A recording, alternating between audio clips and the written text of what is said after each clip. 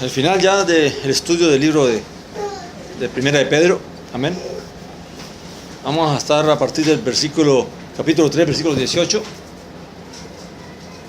para repasar un poquito lo que hablamos la semana pasada, amén. Recuerde que el centro o el punto principal de la carta de Pedro es a la congregación es que vivan una vida de santidad, una vida de agradar a Dios, que el creyente pueda santificar al Mesías en su vida, en todos los aspectos de su vida, en todo lo que hace, en su comportamiento, en su fe, en los sufrimientos y en todo lo que tenga que vivir. El creyente pueda santificar al Mesías, amén. Quiere decir que pueda dar testimonio de su fe a través de vivir conforme el Mesías mandó y como Dios ha establecido, amén. Y claramente hablamos el sábado pasado de que para un creyente le es mejor padecer por causa de la fe que padecer por causa de sus propios errores, amén. Si a uno le hacen daño porque hizo algo malo, pues se lo merece. Pero si un creyente sufre obrando bien por causa de la fe, pues eso es algo digno de que Dios así lo ha dispuesto, amén, y que es agradable delante de Dios. Dice el capítulo 3, versículo 18, dice: porque también el Mesías padeció una vez por los pecados, el justo por los injustos, para llevaros a Dios, muerto en la carne, pero vivificado en el Espíritu. Claramente, ¿cuál fue la razón del Mesías de venir a la existencia, de venir a vivir en esta vida? ¿Cuál fue su razón? Venir a dar testimonio, obviamente, a dar a conocer al Padre, vivir una vida intachable, y por causa de esa obediencia, de esa fidelidad, de esa vida intachable, tener que padecer y sufrir. Amén. Sabiendo que Él no lo merecía, por cuanto agradó a Dios y hizo la voluntad de Dios y obedeció a Dios en todo. Pero para poder sernos justicia, amén, porque Él es nuestra justicia, para que nosotros podamos ser justificados, Él tuvo que padecer y sufrir, para que por su obediencia y su fidelidad a Dios, entonces nosotros podamos ser justificados por la fe en Él. Amén. Por eso padeció y por eso sufrió, amén, sin que lo mereciera. Entonces, asimismo dice que el creyente tiene que aceptar la vida cristiana, de que por la fe, por obediencia a Dios, por fidelidad a Dios, si tiene que padecer, si tiene que sufrir, sufra y padezca por causa de la fe, amén, no por otra causa, amén.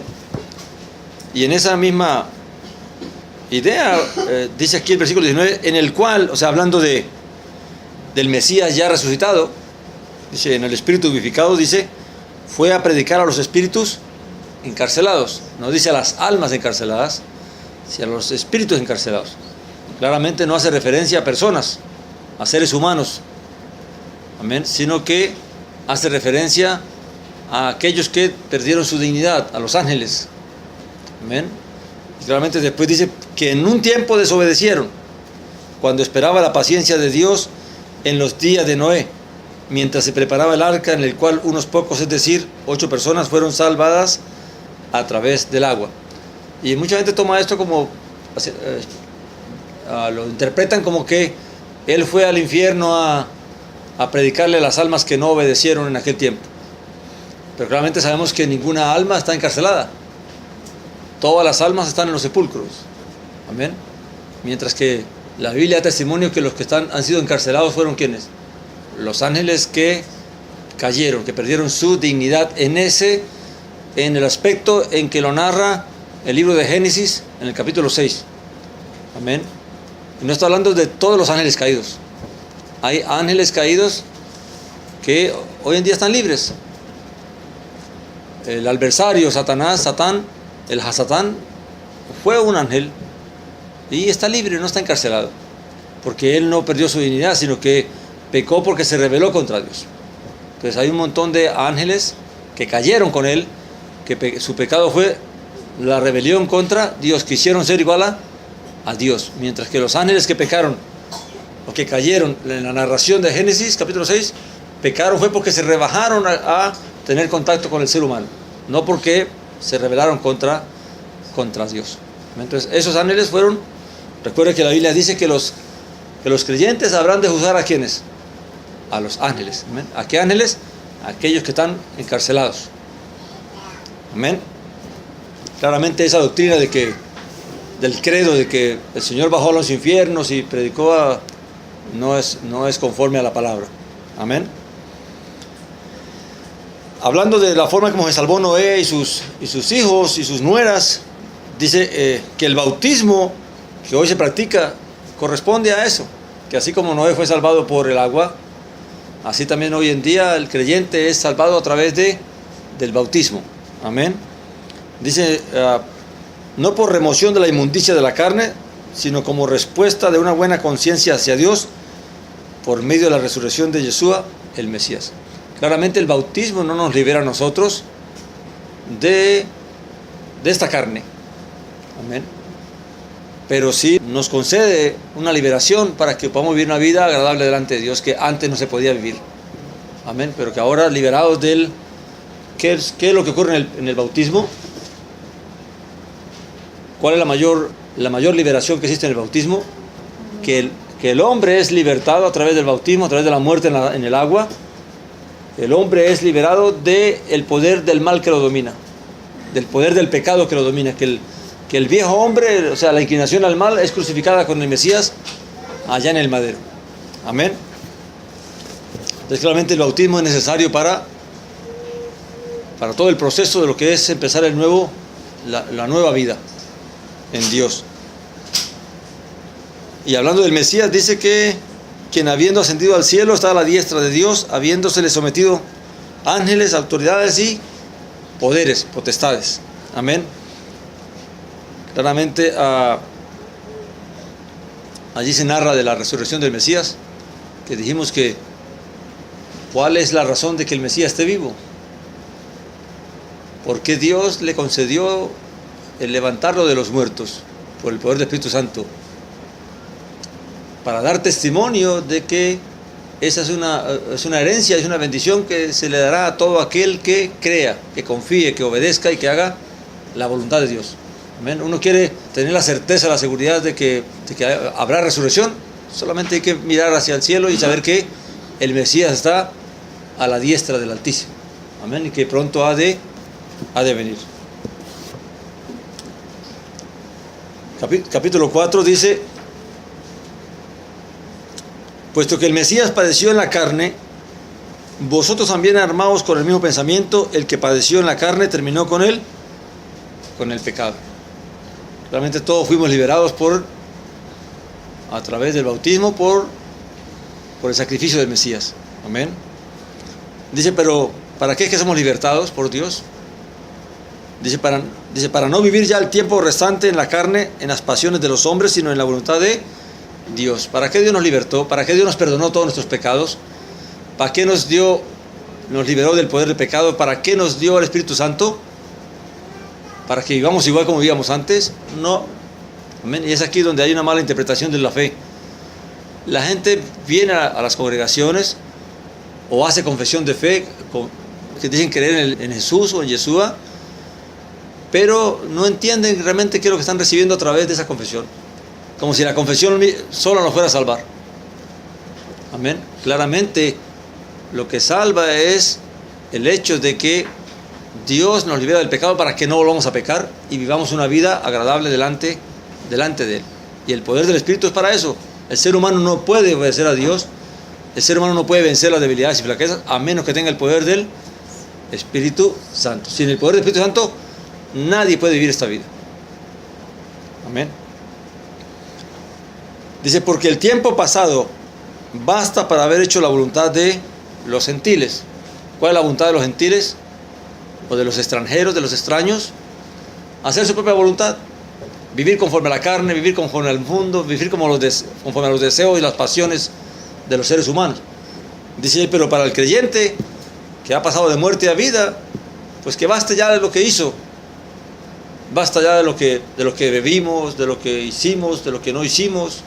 Basta ya de eso y ahora procurar vivir una vida recta, buscar la perfección delante de Dios. Amén. ¿Cómo viven los gentiles? Aquí nos da una idea. Dice, viviendo en laxivias. ¿Qué son laxivias? Todo lo que es sexualidad, todo lo que es sensual. Y ahí entran todos los pecados y todos los vicios que hay en cuanto a la sexualidad. Tanto así que los hombres caen en cuestiones de, ¿cómo llaman? Los pedófilos, los homosexuales, lesbianismo, las orgías, todo lo que tiene que ver con el sexo, todo es parte de esto de lascivia. Amén. La morbosidad. Fíjense que aún la forma en como el mundo se viste despierta ¿qué? Morbosidad. Amén. Hoy en día hay personas que se visten tan ya descaradamente.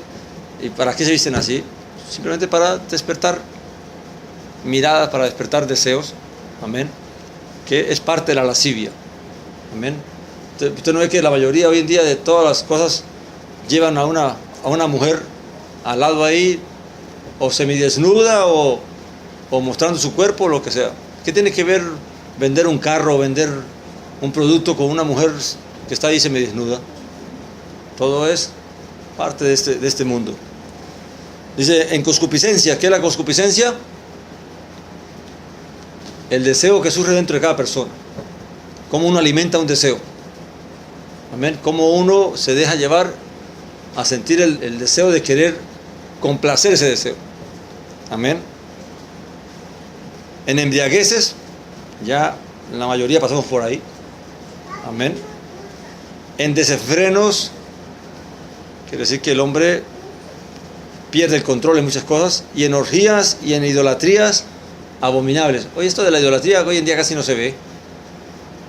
Ya ese sistema idolátrico, pagano, que tenía que ver con la sexualidad, hoy en día es escaso, pero antiguamente era algo muy común.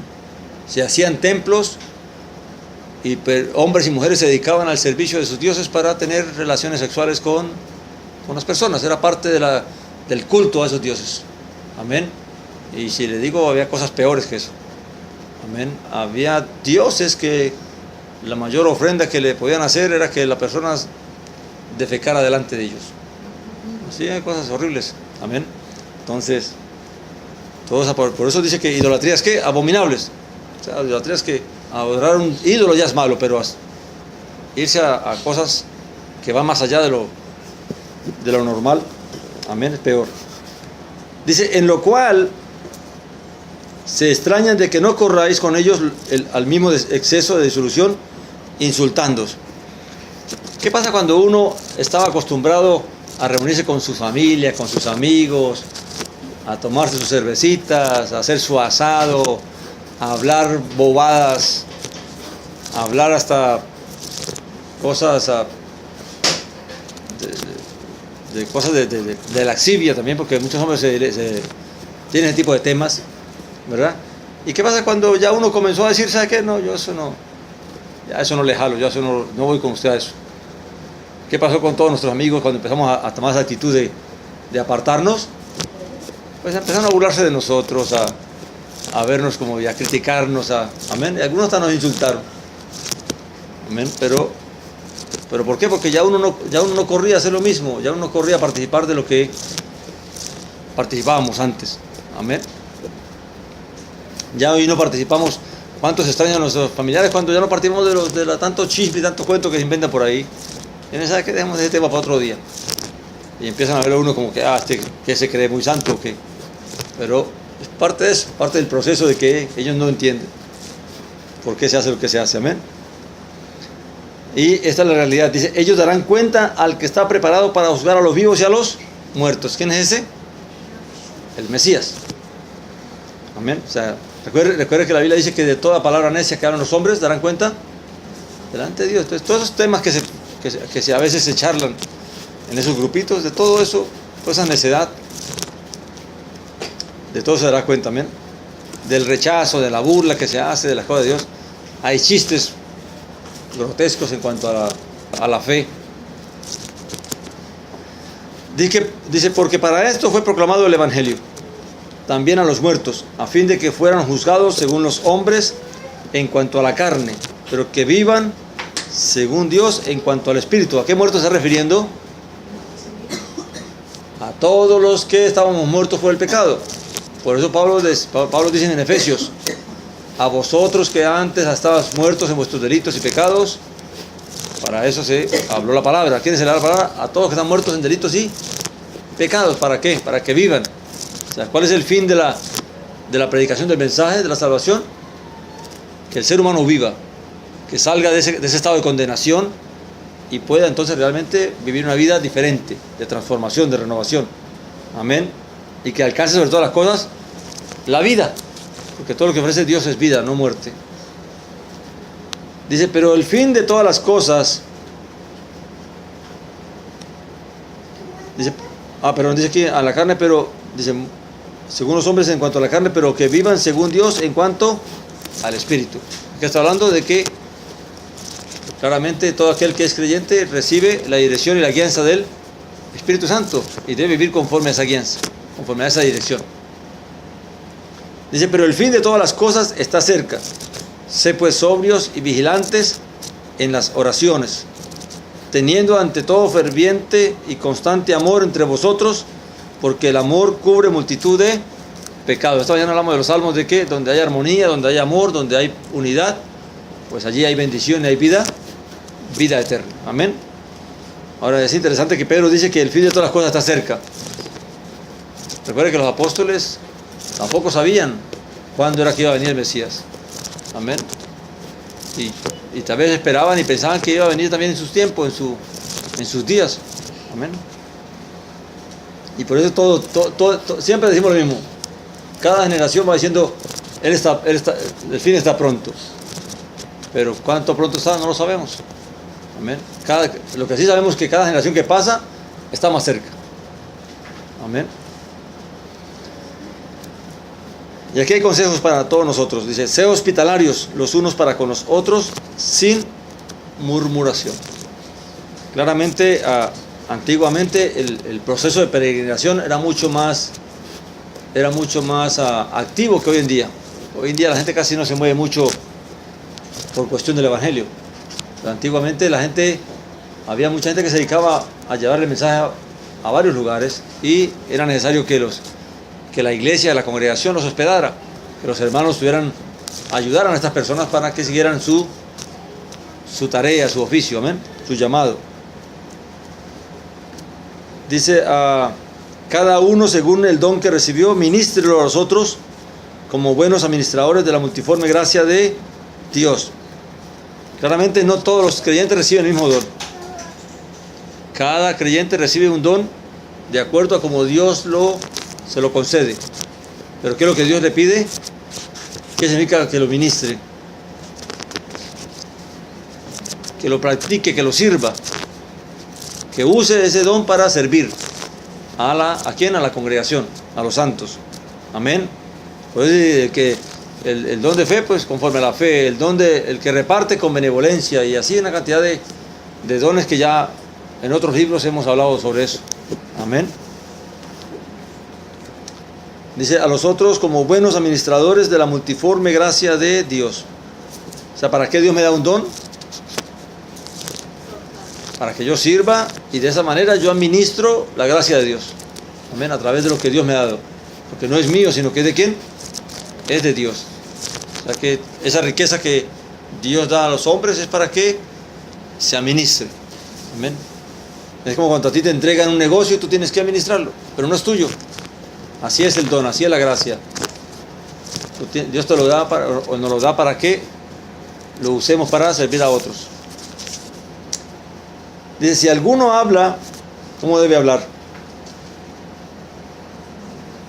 ¿Cómo dice ahí? ¿Qué significa eso?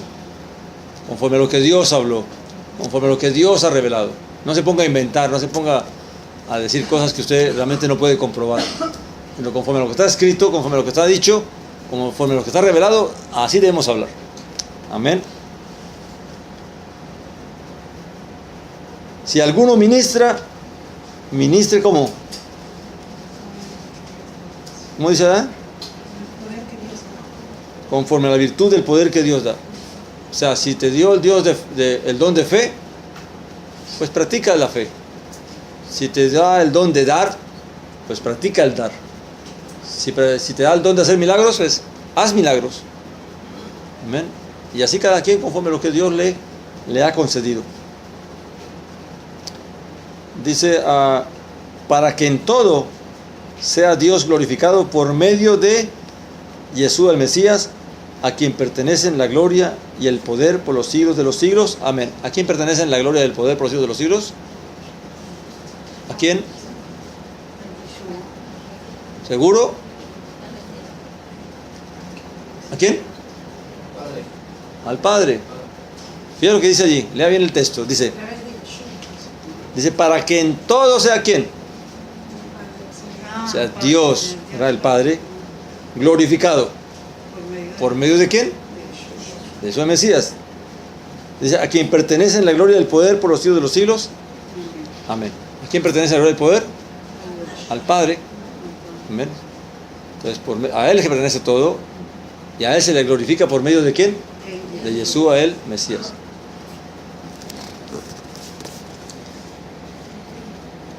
Dice, aunque claramente sabemos que Dios ha compartido su gloria con el Mesías, ¿verdad? Que Dios también le dio autoridad, le dio poder a Él para juzgar. Dice, amados, y aquí va a entrar Pedro en otro tema, que en realidad es el mismo tema, simplemente que aquí va a explicar cómo las personas deben comportarse cuando pasan por momentos difíciles, por situación de la fe. Eso lo hablábamos el sábado pasado cuando decíamos cómo debemos orar por los que están sufriendo, los cristianos que están sufriendo, los creyentes que están sufriendo allá en Irak. ¿Qué les diría Pedro a ellos? Esto que dice aquí. ¿Qué dice aquí? Amados, no os sorprendáis por el fuego que os ha sobrevenido, que os sucede para prueba, como si algo extraño aconteciera. O sea, tanto esas personas como cualquiera que esté sufriendo por causa de la fe, sea persecución, sea lo que sea, no debe extrañarse, porque eso le puede ocurrir a cualquier creyente. Eso está dispuesto para todos los creyentes, que a unos les ocurre en un tiempo, a otros en otro tiempo, de una manera u otra manera, pero todos tienen que pasar por prueba. ¿Amén? Y no debe extrañarse de tener que padecer o sufrir por causa de la fe. Dice, más bien, ¿cómo tiene que pasar uno? ¿Hacer uno? Regocijarse. Amén. Por cuanto sois participantes de los padecimientos del Mesías, para que también en la revelación de su gloria os regocijéis con gozo inefable. ¿Por qué dice Pedro esto? Porque él lo practicó. ¿Se acuerdan ustedes cuando Pedro y Juan fueron encarcelados y fueron azotados? ¿Qué dijeron ellos cuando salieron de la cárcel?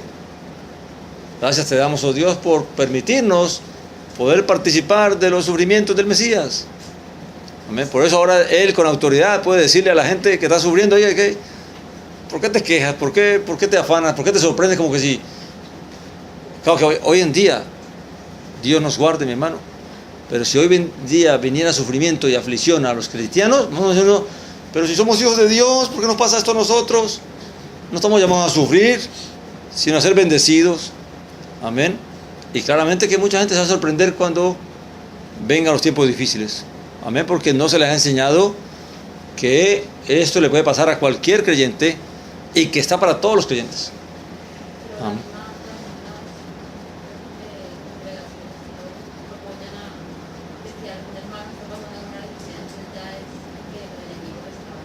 Oh, sí, o porque pecó, o porque Dios está castigando. Claramente hay una diferencia entre que sufra un solo creyente a que sufran todos los creyentes al mismo tiempo. Una persecución no es para uno solo. Una persecución va a ser para todos. Si dentro de una congregación todos padecen lo mismo, entonces es una prueba que es para todos. No es cuestión de pecado, no es cuestión de nada. Si dentro de una congregación hay una persona que padece algo, pues ya es algo que el mismo creyente tiene que discernir. ¿Por qué le está viniendo eso? ¿Es una prueba de fe de Dios para él? ¿O consecuencia de algo que hizo? Pero ya es diferente. O sea, hay que separar lo que es algo que es general. En este caso, Pedro está refiriéndose a que en aquel tiempo todos sufrían persecución. todos sufrían rechazo. Amén. Hoy en día todos nosotros sufrimos varias cosas. Lo más seguro es que nuestras familias nos tratan porque somos familia. Pero si pudieran, nos harían a un lado. Amén. No todos somos aceptados como con nuestra fe dentro del núcleo de nuestra familia. Entonces, son cosas que son generales para todos los creyentes. Amén. Pero ya cuando algo sucede solamente a una persona, que es individual, pues ya es algo que la persona misma tiene que examinar. ¿Qué es lo que le está ocurriendo? Amén. Pero el punto principal es que cuando vengan los sufrimientos por la fe, ¿qué es lo que tiene que hacer el creyente? Regocijarse. Ahora el punto, ¿cuántos se regocijarán hoy en día cuando les venga sufrimiento? O empezarán a renegar o a maldecir. Amén. El creyente que está preparado, el creyente que entiende las cosas, va a entender y se va a regocijar. Porque sabe que es que lo que Dios le permite para padecer, así como padeció nuestro Señor. Amén.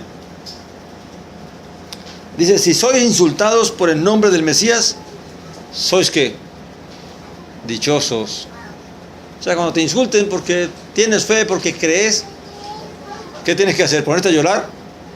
No, alegrarte.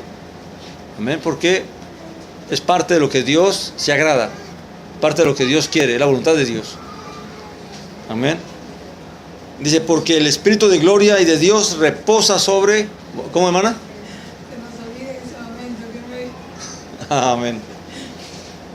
Que tengamos la carne bien dominada para que no nos alteremos. Amén. Dice, pero ninguno de vosotros padezca como homicida o ladrón o malhechor o como entrometido. Amén. Así que a veces uno sufre porque hay gente que sufre porque hace cosas malas. Y hay gente que sufre porque se mete donde no debe. ¿Verdad? Por eso la Biblia claramente nos da ciertos consejos. Dice, el que se mete en pleito ajeno es como que como el que coge el perro por las orejas, de que te muerde, te muerde. ¿Verdad? Dice, no salgas por fiador de aquel que aboga primero por su causa. O sea, hay ciertos consejos que Dios nos manda, que tenemos que ser cautelosos. Porque a veces nos ganamos problemas porque no seguimos el consejo de Dios. Amén. Pero si padece, dice, como cristiano, como creyente, no se avergüence, al contrario, glorifique a Dios por este nombre. Amén. ¿Qué pasa si usted, por ser creyente, en el trabajo lo discriminan, lo tratan diferente? ¿Cómo tiene que sentirse?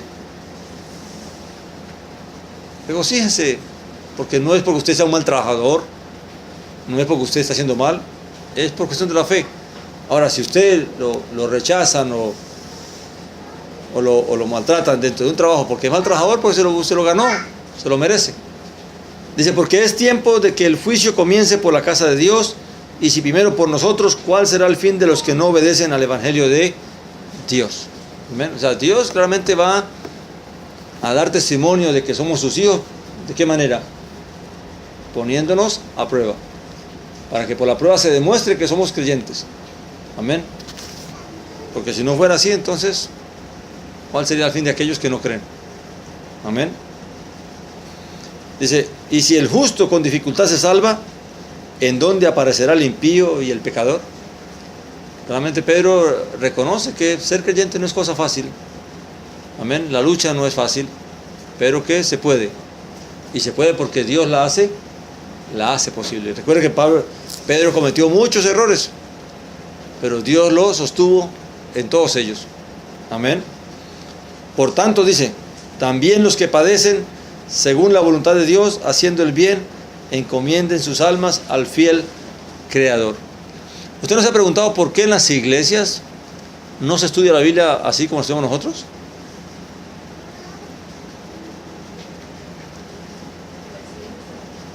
¿Ah? Porque ¿cómo puede predicarse bendición en un tema como estos? ¿Cómo puedo predicarle prosperidad a alguien? De que le va a ir bien. Si lo que la palabra anuncia es que esté dispuesto a los sufrimientos y que se alegre en los sufrimientos. Ese mensaje no se escucha en las congregaciones, ni en la televisión, ni en la radio. Amén. Por eso es que hay ciertos temas en la Biblia que nunca se tocan en una congregación. Usted va por un año a una iglesia todos los domingos y usted no va a escuchar un tema donde se habla de esto. Entonces, ¿cuándo el creyente va a saber que Dios, en la voluntad de Dios, puede suceder que él sufra, que él padezca? Y no solamente uno, sino todos. Amén. Entonces, claramente, cuando se niegan estos temas, ¿qué es lo que se pretende? Engañar a la gente, porque solamente le quiero mostrar que lo bueno, lo que él quiere oír, lo que va a despertar en él el deseo de venir. Pero lo voy a engañar porque no le digo la verdad. Amén. Dice el 5: exhorto pues a los ancianos entre vosotros, yo anciano también con ellos y testigo de los padecimientos del Mesías, que también soy participante de la gloria que va a ser revelada. Claramente está hablando de ¿qué? De la venida del Mesías. Fíjate bien, esta era la fuerza y el poder de la fe de Pedro y de todos los que creyeron. Tener la certeza de que la gloria de Dios ha de revelarse, ha de manifestarse a través de la venida del Mesías, y que el galardón está dispuesto para todos aquellos que perseveren, que permanezcan fieles. Amén. Dice, esa es la mayor bendición. Luego dice, apacentad la grey de Dios que está entre vosotros, no por fuerza. Claramente ese mensaje es ¿para quiénes? Para los líderes. Amén. Para los pastores, para los profetas, para los maestros, para los que son ancianos, sea por edad, o sea por conocimiento, por liderazgo. Amén. Primeramente, de que apacienten, ¿qué? ¿Qué es apacentar? ¿Ah? Es cuidar. ¿Cómo cuida un pastor las ovejas? Un buen pastor, ¿qué hace? Y un mal pastor, ¿qué hace? Un pastor las lleva a llanos grandes que coman, las cuida, y un pastor las lleva a él donde sea, no tiene otra cosa. Amén. Un buen pastor se preocupa de averiguar dónde están los mejores pastizales, dónde hay aguas, abundancia de aguas, y allá va a llevar sus ovejas. Pero el que es mal pastor, ¿a dónde la va a llevar? A donde primero se le ocurra. Si hay pasto, no hay agua, eso no es problema de él. Y más si es asalariado, si sus ovejas no son suyas. Amén. Pues menos se va a preocupar. Entonces, claramente aquí el llamado es a ser buen pastor. O sea, preocuparse de dar un qué, una buena enseñanza, una buena meditación, un buen estudio, para que así entonces todos crezcamos y todos nos fortalezcamos. Dice que está entre nosotros no por fuerza primeramente, o sea, no por obligación. Nadie debe enseñar, nadie debe predicar por obligación. Segundo, sino voluntariamente, según Dios. ¿Qué significa eso? Según Dios pone en tu corazón ese amor por hacerlo, hazlo. Amén, voluntariamente. Luego dice, no con avaricia de ganancia, ¿qué? Material. Fíjense que es uno de los males más grandes que tiene ahorita el pueblo de Dios. Que la mayoría de la gente que busca ser pastor o ser profeta o evangelista, todo lo que está buscando es un bien económico. Un oficio, está pensando en ellos. Amén. No digamos que todos, pero sí una gran mayoría. Amén. ¿Por qué no lo hacen gratuitamente? ¿Se puede servir a Dios siendo un empleado? Sí. Yo lo hago. Pablo lo ha hecho mucha gente, ¿verdad? Porque Dios también concede. Si Dios te llama, pues Dios entonces te llama y te concede que tú lo hagas como Dios quiere que se haga. Pero ¿por qué la gente quiere consagrarse de tiempo completo a algo, y algunos solamente para devengar un salario? Pero podían trabajar, podían ganarse el pan de cada día con sus manos, pero no lo hacen porque hacen del evangelio un pretexto. ¿Para qué?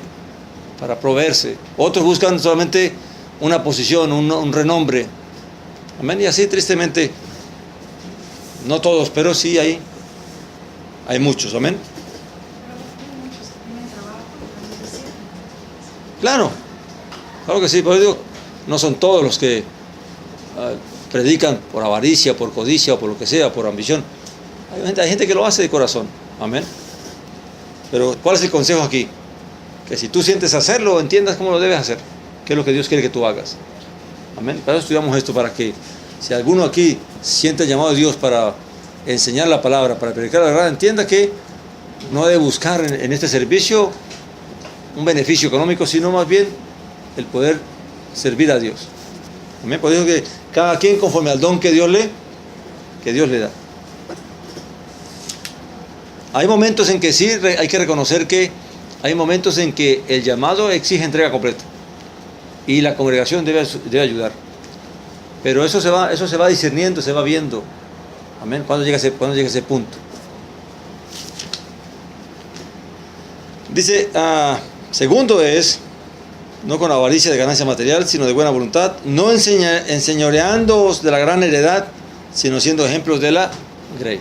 O sea, no como imponiendo, sino como dando testimonio, con el ejemplo. Amén. Y esto tristemente pasa en algunas congregaciones, que los pastores se toman el atrevimiento de creerse que ellos son los que deben regir la vida de una persona.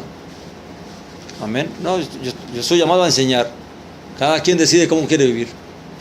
Amén. Ahora, si dentro de la congregación se detecta algo equivocado, hay que corregirlo, pero con amor, con misericordia. Amén. Dice, hablando de los pastores que realmente lo hagan de esta manera, dice, y cuando aparezca el príncipe de los pastores, recibiréis la corona inmarcesible de gloria. Todo aquel que sirva con amor, de buena voluntad, con sinceridad, de integridad, claramente recibirá su corona, se recibirá su galardón. Y recuerde que es allí donde dice la palabra de Dios que muchos dirán en aquel día, Señor, en tu nombre hicimos milagros, en tu nombre. ¿Qué dirá el Señor? Apartados de mí, hacedores de maldad, porque no los conozco.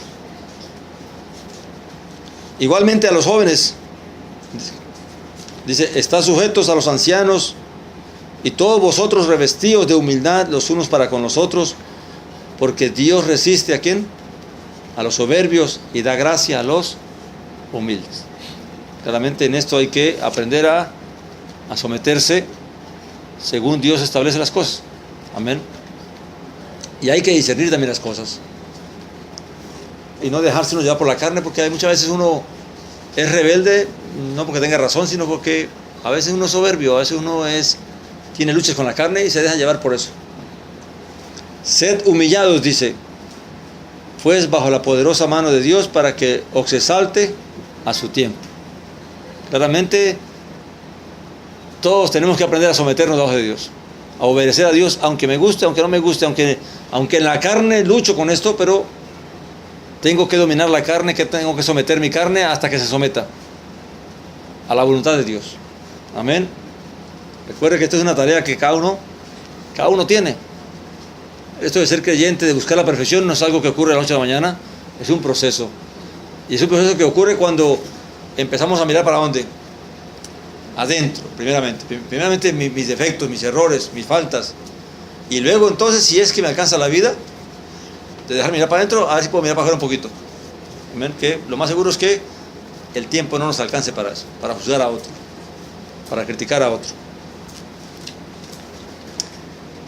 Dice, echando toda vuestra ansiedad sobre Él, porque Él tiene cuidado de vosotros.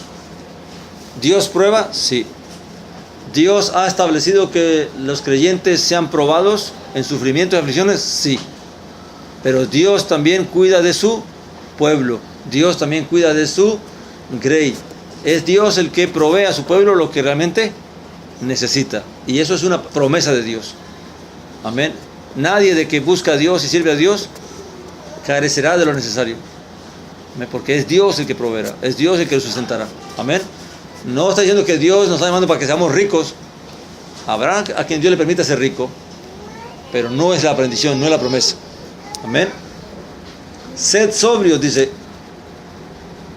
Velad que vuestro adversario el diablo anda como león rugiente buscando a quién devorar. ¿Cómo sorprendió Satanás o el Hasatán a Eva? La agarró mal parqueada. Cuando menos esperaba, se le apareció. Amén. Cuando David cometió adulterio, cuando se descuidó. Amén. Y así muchos grandes hombres de Dios y mujeres de Dios en el momento en que se descuidaron, el adversario vino y les hizo tropiezo.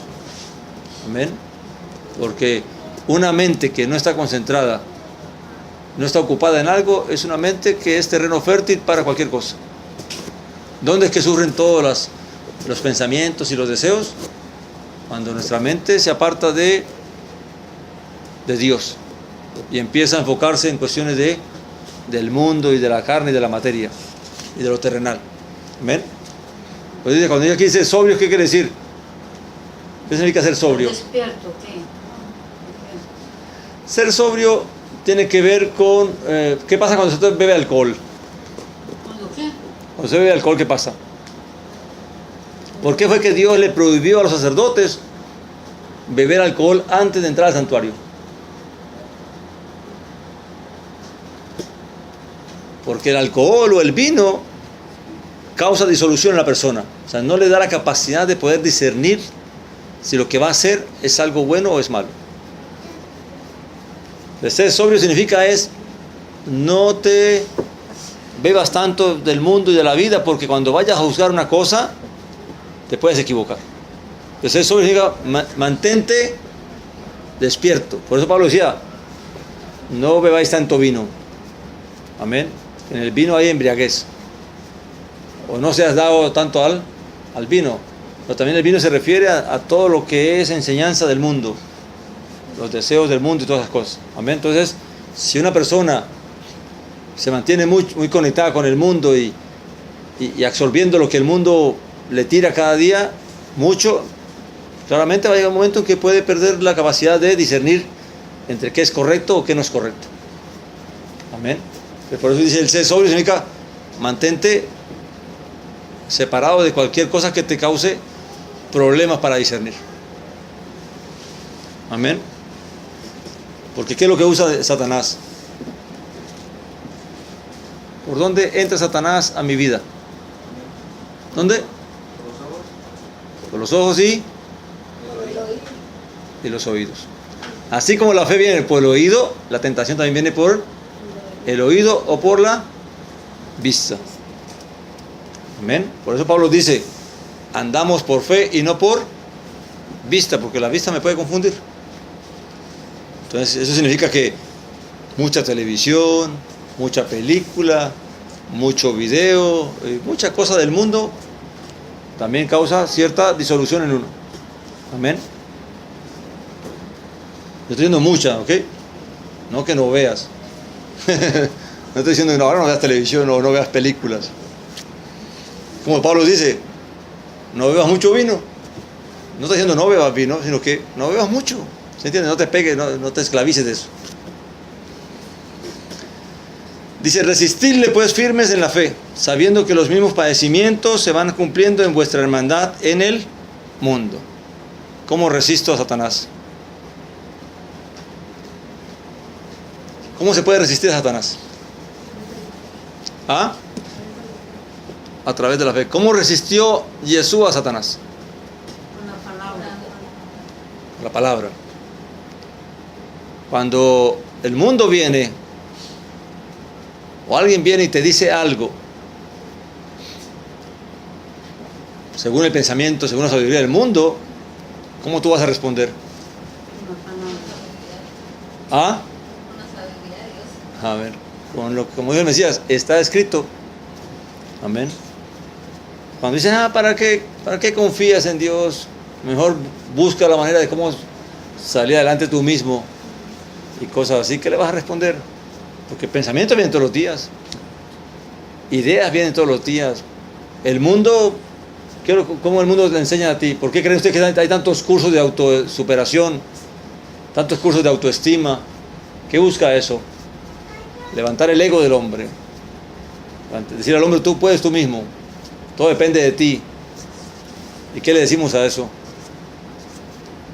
Entonces ahí es que hay que tener un poquito de conocimiento de la palabra para poder responder a todas ideas y pensamientos que vienen.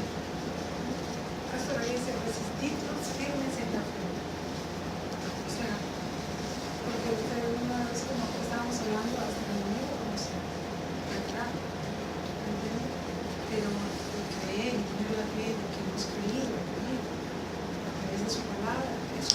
Yeshua cuando lo resistió tenía fe o no. Y entonces, ¿por qué usó la palabra? Sin palabras no hay fe. Porque mi fe está basada en el conocimiento que tengo.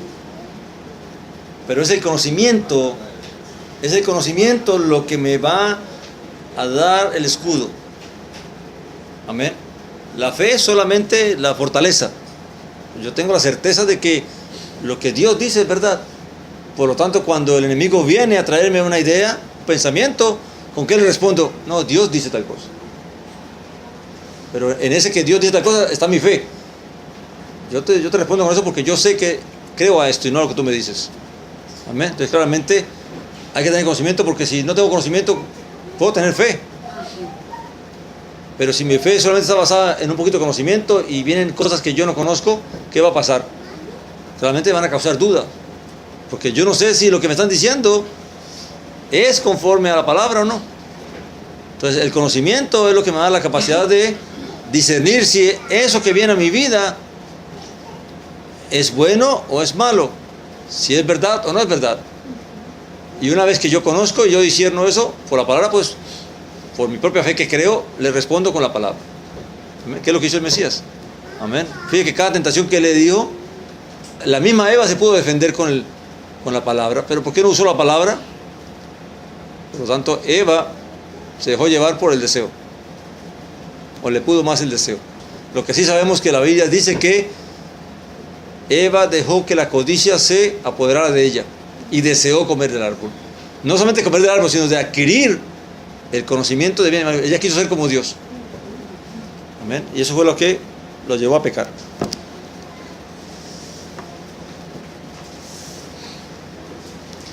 Dice, y el Dios de toda gracia, que os llamó a su gloria eterna en el Mesías. ¿A qué nos llamó el Señor?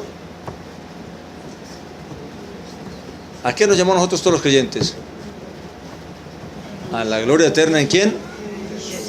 En Yeshua, porque es en Yeshua que tenemos la promesa de la vida eterna. Tenemos la promesa de la resurrección de la muerte. Tenemos la promesa del reino venidero. Todo está en Él, por eso Él está vivo, por eso Él vive, para enseñarnos y darnos la fuerza de eso, de que así como Él vive, ¿qué le dijo? ¿Qué fue el mensaje que le dio el Mesías a los discípulos? Y yo rogaré al Padre para que donde yo esté, vosotros también estéis. Pues no les digo cuando estuvieran, apenas murieran, sino cuando viniera la resurrección de los muertos, amén.